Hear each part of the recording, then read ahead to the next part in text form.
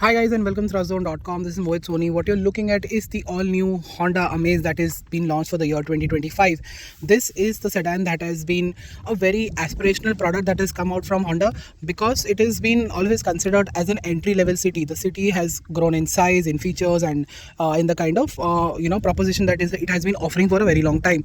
This becomes and this has always been an aspirational sedan for the country because the city has a huge success, owning to its time and the way it has delivered on premiumness and the kind of refinement and quality and reliability that Honda is known for. They've exactly packaged that in a 4-meter sedan here, and that is what makes the Amaze an aspirational car even today. For somebody who wants to own a Honda sedan, the Amaze is the entry level choice for the for the customer, and that is what Honda has tried to redefine again with a set of features and the inclusion of new design on the inside and outside to make it much more special.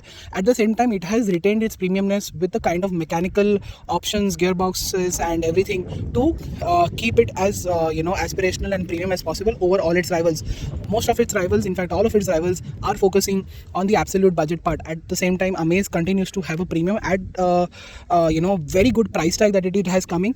And let me just tell you immediately, I usually say this in the end, Honda has made safety their priority with offering the most affordable ADAS along with a very well rated structure for safety. Of course, Honda has been known for safety, but their emphasis on a price tag like right now where the new Amaze begins and ends is very, very good. So what all apart from this makes it really good? Let's always begin with the design. You can see the Elevate front end is very much visible here because the bonnet has also gone up. It has a very straightforward profile. It's very flat. You've got a very nice vertical grille. This will help you in parking as well, and this looks very mature if you compare it to the old Amaze. It's got a little bit slanted down look, and it looked like almost like a 3-box sedan, but now this one definitely feels like a 3-box sedan altogether. You've got LED fog lamps here, LED projector lamps here, and you've got an LED DRL, and the indicator is in itself. So this is going to feel very premium, very nice. And at the side you can see it retains its 15-inch wheels, which is quite good enough. They have altered everything else except the wheels to make sure that there is more stability and more grip than previously. So don't just judge on the wheel size. This actually kind of feels much better than before. Not in just the way it looks, but in the way it drives as well. I'll explain that while I'm driving. At the back, you've got the city-like rear profile, which is absolutely brilliant. And until unless you don't look at the Amaze badge here, if you look here first, you will feel like, array, it's the city. And no, it is actually the Amaze. Got these nice LED treatment here, and again the boxy design, the 3-box design has been really, really well accentuated on the 3rd generation here. The 2nd generation also was all about that, but this now feels complete. That is the kind of boot you have here, almost 400 liters plus. Can house 3 big bags and other 2 bags as well, making this very, very spacious and very practical. You've got this low load lip that makes things easier. Everything is well covered here. The finish, the layout is actually quite brilliant than its rivals. And stepping at the back, let me just open the car with the keyless entry system. And yeah, let's get at the back and see that you have some space here and here. There are no sun blinds, of course. Knee room is very good, foot room is very good, under thigh support is also good enough, and headroom also is quite good. The inclusion of the AC vents have finally made it to the Amaze. You've got your charging point right there. It's a 12-volt socket, so you can charge multiple things together. You've got an armrest which doesn't have a hook here to bring it out, and this is something that will take some time getting used to. And the armrest sits down there, so this is something should have been up here like this, but Honda does things their own way. So, and I think that customer feedback also might be saying the same thing. Let's get to see the fact that you have some space here and not something here.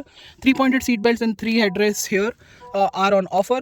And yeah, let's get in the front and see what it is like. So that is what the cabin of the Honda Amaze looks like. You've got this very nice finish here, which makes the cabin look very nice and very premium. This feels like this design has been lifted off the grille itself, and it looks quite good indeed. You've got the new AC controls here, which are great. You've got a max cool button here. If it gets really hot and while you are away, you can just press max cool and it'll go to 18 degrees and blow air and chill the cabin in no time. So let's just do that, and for you, as you can see, it works really well. Press it again and it goes back to the normal setting, which is also quite brilliant. You've got cup holders here along with a wireless charger, 12-volt socket here. You've got your charging points, and that is the button for the wireless charger, which is actually quite brilliant. If I don't want the phone to charge while I've kept there, it is a really good thing. And the glove box is good and big enough, but there is no illumination or chilling. It can house your everyday documents, that's about it. And this is the infotainment system, which has wireless Apple CarPlay and Android Auto, which works really well, and it only works while you have the handbrake on. That is a safety feature that we see in most Japanese cars, including Toyota as well. This system here works quite well. It is of course just dual tone in color, but the graphics are bare minimum. The touch response is good, and everything works really well at first go. And you can adjust a lot of things quite easily here. As you can see, that's how you adjust the contrast. Everything just works really well. I think the bigger highlight is the wireless Apple CarPlay and Android Auto that works really well. Apart from that, it is pretty basic, and something that could have been better, but then again you get a lot in this car which is quite exceptional, and that is what I was talking about earlier. ADAS features, you've got all those features very well integrated here into the safety support system, where you can see you have road departure mitigation, parking sensor system, collision mitigation, braking system, and these are the three main important ADAS features. At the same time, you've got lane keep assist. This lane keep watch here is on the left side, it's not on the right side, and that is the reason why we don't have a 360-degree camera here. And if there was one, it would have just been a software update, and voila, we would have a 360-degree camera, but we don't have that right now. We have it as features. We have the illumination for very dedicated button, very nerdy, very Honda, for the instrument cluster right there. And you've got your Bluetooth and audio controls right here, and as with cruise control is here, and that is also quite brilliant. So at a touch of a button, at the same time you have something inside. This instrument cluster is directly lifted off the city. You can see all the features that were in the city. In fact, I had the city for long term and I'd spent considerable time with it, and when I saw these features here, this really makes it premium indeed. All you do have to press the home button here and then choose whatever you want. That is what the range and fuel looks like. So you have tons of data here very easily within your reach. And in terms of quality, it has improved, but there was at the same time not much of an improvement required as well. The plastics were always good. This has been included in this car. This is the fabric that has been introduced with almost contrast stitching to add that sense of premiumness, which is quite good. The door pads are good, but could have been better in terms of space. There is no armrest here also, very surprisingly. There is one at the back, there should have been at the front. And there are the IRVM, of course, is manual. You've got halogen lights. There is no sunroof, of course. You don't expect that easily in this segment. And of course, the new Dzire has it, but nevertheless, Honda says that they made sure that there is enough space for the passengers in their car, because they expect their customers expect more space in terms of headroom. So that's that. And yeah, that's your traction control button right there, along with the headlamp switch. And that is what the fuel cap and hood release button look like. Overall, a wireless charger that works quite well, and it's a cabin that is has quite a lot of interesting features. At the same time, it is missing something, and we really miss the old Amaze's fabric seats design. Of course, this is also good enough, and the quality and everything feels similar, but I really like the old design. This new design also looks quite good, but I just feel that was very really well done to my taste, at least. No height adjustable seat belts, but the feature things that you think are missing here, TPMS and heated and cooled and massage seats, all of that is available as an accessory, and that will not void your warranty. So that is available at Honda. You can choose it while buying this car. You can choose a couple of features that are available while purchasing the car itself. So you can have it on day one if you like it. And if you have that kind of budget and if you want specific features only, you can pay for that. That is one of the reasons why Honda has not included all that in the top of the line variant. There is a lot of safety on offer, there is good instrumentation, there is a decent infotainment system on offer, and something that this cabin just exudes quality. It looks premium indeed. That first impression is very premium. So, and when you go deep down as well, it also looks quite nice. So thumbs up to Honda on getting all of these things right. And the accessory list also quite well, so that covers the feature list quite extensively. Honda has played it very smart, and let's see how the new car is like to drive. We're out driving the Honda Amaze, and what is it like to drive? Well, like I told you earlier, Honda has made some changes to the car, in terms of engine, gearbox, as well as the chassis. So if I remember very correctly, what was the last Amaze like to drive? Well, there was a bit of shortage on the low end torque. There was a bit of refinement issues that you don't expect from Honda, and all of that has been changed. Despite the engine tuning, has been engine power output and torque output remain the same, as before. It is around the 87 psf mark and 113 newton meters of torque. These numbers are similar to what they were before, and the refinement has definitely gone up. At the same time, the gearbox ratios have been tweaked to make it much more drivable at slow speed. So right now I am doing 35 in 4th gear, and there is a bit of an incline. I do full throttle, and it actually moves ahead slowly and steadily, linearly, instead of back then where it was not showing signs of moving quickly, but now it does. So bit of tuning to, I'm sure, the injectors or timing, and along with the gear ratios that have been tweaked a little bit here and there to give you that extra low end torque. And Honda has succeeded in that. While I was driving in traffic, I did not need to shift at times from 3rd to 2nd because it was pulling in 3rd quite well. So that is very impressive. You don't need to get down to 1st after a speed breaker. That was, of course, those days in the good old days back with the 1st generation. Probably that was an issue. The 2nd gen really never had that issue, but with the 3rd gen there is even more improvement, and overall drivability is much better than before. It is, of course, not the absolute best benchmark, but then again, it isn't going to get you in any trouble. It is not going to escalate your effort in driving in the city at all. That is for sure. But what you will really enjoy, what is the Amaze benchmarked, like top of the line in terms of its benchmark, is the mid-range and top end. The moment you get into after 2,500-3,000 RPM, it just pulls from 40 to 70 to 80. It just reaches in no time. And this is the kind of petrol performance, the way it delivers, the way it sounds, the way it revs, the way it quickly revs is exciting, is definitely much better than everybody else out there. That IV-Tech 4-cylinder magic that exists right from 1.2 liters to 2.5 liters just really amazes you, quite really. See, right now I've crossed 2,000, 3,000 RPM, 4,000 RPM. After 4,000 RPM, the pull is much stronger, and even at after 6,000 RPM, it just even rushes ahead to a 6,500 RPM red line. And this is what I really enjoy about Hondas, really enjoy about, because when you rev it, it sounds like a micro F1 car.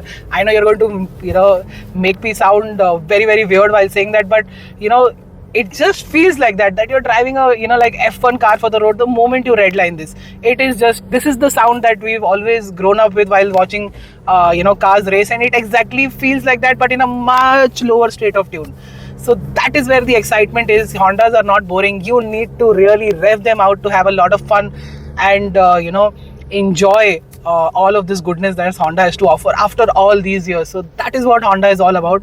And when you, let's say, are going fast, revving up the speeds, and you take a turn and you realize the steering is well weighted, it is very nice and responsive. Of course, feedback could have been better, and but nevertheless it is good enough. It gets heavy on the highway also, it gets heavier at high speeds as well, so that is where you get the confidence. Because of that, at slow speeds the steering can feel a little bit vague and heavy at times, but most of the time it isn't going to be a problem. You can chuck it into corners, no body roll whatsoever. This is we are surprisingly driving the Amaze where I drove the Dzire. So I have a lot of thoughts, but then again I am reserving that judgment whenever I get to drive them absolutely back to back to get you a true comparison. But I can tell you the body roll is very, very less than the Dzire, and the steering also feels nice and chunky. It provides you decent feedback. It's really good with paired with an engine that is good on drivability now, really good on performance than its rivals as well. And Honda just sticking to its tradition. Sometimes it really escalates the winning quotient for Honda, and at the same time, with a bit of tweaking here and there, the fuel efficiency is also gone up. So this time with the third gen, you can expect a little bit more fuel efficiency. Let's say 1 kilometers per liter in everyday driving situation. On the highway, you can get close to claimed numbers. So somebody who hasn't really tested these cars extensively can't tell you, but we can, that you can get close to claimed numbers in an Honda. So getting 17-18 kilometers per liter on the highway is easy if you maintain under 100 kilometers an hour. This is pretty much the same engine, the same iconic 1.2 liter engine that we've had for almost a decade plus, and Honda keeps on refining it, making it better, even if it was very good to begin with. But of course, the low end torque that had to be fixed is fixed, and despite that, you're getting very good fuel efficiency. I had a question that whether Honda should chase the benchmark, get higher numbers. But then again, when I drive it, I realize how good this engine is, how nothing can come closer to this, and this iconic traditional feel of the iVTEC motor is what we live for. So in terms of efficiency, low end torque, performance, everything, Amaze works quite well. Even Honda told us that we could have done it, but we need more performance for people who are sitting, and you need that extra power and torque to pull passengers along with load. So that is one of the reasons why performance has been the highlight of the Amaze, and of course it is above average, and that is what makes it a very sensible choice in this category. With the ADAS features coming in, with the kind of quality that has been improved, the way the new look has been improved on the inside and outside, just makes the Amaze quite good, quite special. And at a price point where safety and ADAS features have been incorporated, I think the Amaze is definitely a sensible, safe choice for Honda's premium set of customers that are always ready to buy something. It was just the same case with Elevate. People said that there won't be any many Elevate buyers, but then again, we are seeing so many Elevates on the road. The sales numbers are also good enough for what the car is. So Honda's premium seeking customer is always there to appreciate the products that Honda brings out. The Amaze will definitely find a lot of buyers. We can assure you that this is a package that is worthy of looking forward to. Along with the accessories, if you are a really gadget enthusiast, if you're a feature enthusiast, you have a lot of options in the accessory. You can spend that extra money and get all of them or either one of them. So I think it's a win-win situation, and there is some need of improvement. I think the infotainment system could have been a little bit more jazzier, and but then again, I understand that when you get ADAS, when you get this premium engine, you get your automatic gearbox, and which is a CVT, not an AMT. It just is a right balance indeed. Honda also said that they were chasing the right balance. I think they have, and that is what the Amaze is all about. Thank you so much for watching. Follow us on our website and social media for everyday updates, and I'll see you in the next video. Until then, goodbye.